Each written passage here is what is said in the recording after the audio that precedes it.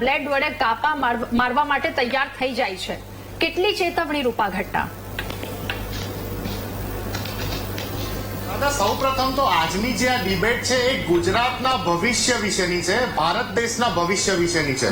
કારણ કે આજ 7મા 8મા ધોરણમાં ભણતા બાળકો કાલે જઈને મોટા થશે, ભારત દેશના પ્રોગ્રેસ માટે, વિકાસ માટે સહભાગી બનવાના છે. હું બિલકુલ સ્પષ્ટ કહેવા માંગુ છું કે અમરેલીના મુંજીસિયાસર ગામની જે પ્રાથમિક શાળાની 40 બાળકોની જે આ ઘટના બની છે એ રેડ એલાર્મિંગ ઘટના છે, ખૂબ જ ગંભીર ઘટના છે રાધા. કારણ કે એક વાત આ ઘટના પછી અને ભૂતકાળમાં થયેલી ઘટનાઓ પછી સ્પષ્ટ થાય છે કે ગુજરાતમાં અને ભારત દેશમાં ઓનલાઈન 2G ટેરરિઝમ વાયરસની જેમ ફેલાઈ ગયું છે. ઓનલાઈન 2G ટેરરિઝમનો મતલબ ઓનલાઈન ગેમ્બલિંગ ટેરરિઝમ અને ઓનલાઈન ગેમિંગ ટેરરિઝમ. આ બંને જે ટેરરિઝમ છે એ હિડન ટેરરિઝમ છે, હિડન ડ્રગ્સની જેમ કામ કરી રહ્યા છે.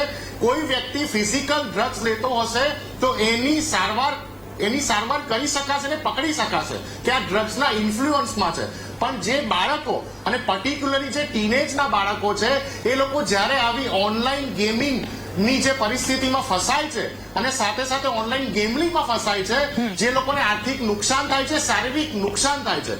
જો એક વાત સ્પષ્ટ છે કે આ સામાજિક વિષય છે, રાજકારણ કરતા વધારે આ સામાજિક વિષય છે. પરંતુ આ જે શાળામાં જે ઘટના બની એ શાળાની ભૂલો, સરકારની બેદરકારી અને શાળાના મેનેજમેન્ટની બેદરકારી વિશે પણ ચર્ચા કરવી ખૂબ જ આવશ્યક છે રાધા. હું ખૂબ જ સ્પષ્ટ કહેવા માંગુ છું કે આ ઘટનામાં ઘણા એવા ફેક્ટર્સ કામ કરી ગયા છે જેમાં ઇગ્નોરન્સ આવ્યું છે. તમે જાણો છો એમ કે ઓનલાઈન ગેમિંગમાં ગુજરાતના 3 મોટા ઉદાહરણ આપું. સપ્ટેમ્બર 2024માં વાપીના 27 વર્ષના સપન પટેલે ખાડીમાં કૂદીને આત્મહત્યા કરી, 15 લાખનું દેવું થઈ ગયું હતું. માર્ચ 2025 હમણાં 8 મહિનાની ઘટના છે, વડોદરાના 34 વર્ષના મનીષ વંજારા નામના એક યુવાને આત્મહત્યા કરી નાખી ઓનલાઈન ગેમલિંગના કારણે. નવેમ્બર 2024માં રાજકોટના 20 વર્ષના કૃષ્ણા પંડિતે માત્ર 50,000 રૂપિયાનું દેવું ચડી ગયું ઓનલાઈન ગેમલિંગના કારણે આત્મહત્યા કરી. હું મહાદેવને પ્રાર્થના કરું છું ગુજરાત કોંગ્રેસ તરફથી કે આ 40 બાળકોમાં કોઈનું અપમૃત્યુ ના થયું એ ખૂબ જ સારી બાબત છે. પરંતુ આ ઘટના ગંભીર છે.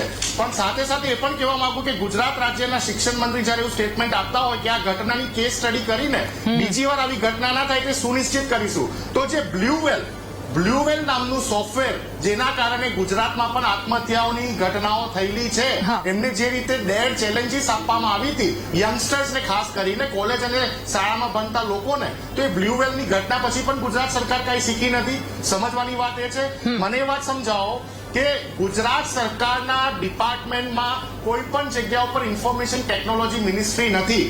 માત્ર ને માત્ર ડીએસટી નામનું એક ડિપાર્ટમેન્ટ છે, department of science and technology. આજે તમે DST department of science and ટેકનોલોજીની વેબસાઇટ ખોલીને જોશો તો એના ઉપર ઓનલાઈન ગેમિંગ અને ઓનલાઈન ગેમલિંગના કારણે બનતી ઘટનાઓનું કોઈ પણ વિસ્તૃત માહિતી નથી. ગુજરાત સરકાર અને ભારત સરકાર, તમને યાદ હશે, કોરોના કાળ વખતે ચાઇનાની 100થી વધુ આવી એપ્લિકેશનોને બેન કરેલી, એમાં પબજી પણ હતું. પણ પબજી અત્યારે ઇન્ડિયામાં ચાલુ થયું કારણ કે ઇન્ડિયાના એક કંપનીએ એનું સર્વર ખરીદ્યું. આ બધી જે ગેમ્સ છે ગુજરાત સરકાર, ભારત સરકાર, એમનું આઈટી વિભાગ એને આરામથી ટ્રેક કરી શકે છે કે કયા મોબાઈલના આઈપી એડ્રેસ, કેટલા આઈપી એડ્રેસ સાથે આ પર્ટિક્યુલર એપ્લિકેશન કનેક્ટેડ છે. જો એનું સર્વર ભારતનું હશે તો, જો વિદેશી સર્વર વાળી એપ્લિકેશન ભારત દેશમાં કાર્યરત છે અને આપણા બાળકોને આ રીતે ટાર્ગેટ કરી રહ્યા છે તો આ ટેરરિઝમ સિવાય બીજું કંઈ ના હોઈ શકે. એટલે સૌથી પહેલા તો હિરેનભાઈને, ભારતીય જનતા પાર્ટીના પ્રવક્તાશ્રીને હું નિવેદન કરવા માંગુ છું કે હું કોઈ કમ્પ્લેનનું રાજકારણ કરવા નથી આવ્યો, પરંતુ સોલ્યુશન લાવવા માટે ભારત સરકાર ગુજરાત સરકાર પોતાના ડેટા જાહેર કરે કે ઓનલાઈન ગેમિંગમાં કયા વર્ગની, કઈ ઉંમરના, જો એટલું બધું ફિલ્ટરિંગ ના કરી શકતા હોય તો કેટલા લોકો જોડાયેલા છે. સાથે સાથે એ પણ કહેવા માંગુ છું કે મારી સાથે જે, મારે એક જ છેલ્લો મુદ્દો કહેવો છે, મારી સાથે પેનલમાં જે તમામ મહાનુભાવો છે એ પણ અગ્રી થશે. અત્યારનો સમય એવો થઈ ગયો છે રાધા, જયારે આપણો સમય હતો ત્યારે ડિજિટલ એક્ટિવિટી કરતા વધારે ફિઝિકલ એક્ટિવિટીમાં આપણા પેરેન્ટ્સ માનતા હતા. હાલના સમયમાં શાળા હોય, પ્રાઇવેટ હોય કે પછી પ્રાથમિક શાળા કે સરકારી શાળા હોય, અત્યારે ડિજિટલ એક્ટિવિટી, ફિઝિકલ એક્ટિવિટી કરતા વધારે ડિજિટલ એક્ટિવિટીમાં ધ્યાન આપવામાં આવી રહ્યું છે. એનું કારણ જાણવા જેવું છે. ગુજરાતમાં જયારે 6,332 શાળાઓ પાસે ગ્રાઉન્ડ જ ના હોય, બીજી બાજુ વ્યાયામના શિક્ષકોને રોડ ઉપર આંદોલન કરવા પડતા હોય, ગુજરાત પોલીસ એમના ઉપર દંડાવાળી કરતી હોય, એમને ઘસડીને લઈ જતી હોય, એવા સમય જ્યારે બાળક ફિઝિકલ એક્ટિવિટીમાં બિઝી નહીં હોય તો 100% એ આવા જે ગેજેટ્સ એની સાથે સંકળાઈ જશે, એની પોતાની અલગથી એક દુનિયા બનાવી લેશે અને એની દુનિયામાં એ મશગુલ થઈ જશે અને પછી આ પ્રકારના ડેડ ચેલેન્જીસનો સામનો કરીને ક્યાં તો પોતાના શારીરિક નુકસાન કરશે અથવા આર્થિક નુકસાનમાં સપડાઈ જશે જી. અને પેરેન્ટ્સના હાથમાં છટકી જશે. જી, બિલકુલ. એટલે સાથે સાથે હું હિરણભાઈને એ પણ વિનંતી કરવા માંગુ છું કે ગુજરાતની તમામ શાળાઓમાં જ્યાં મેદાન નથી ત્યાં મેદાન બનાવવામાં આવે અને બાળકોને ફિઝિકલ એક્ટિવિટીમાં બિઝી રાખવામાં આવે અભ્યાસની સાથે સાથે.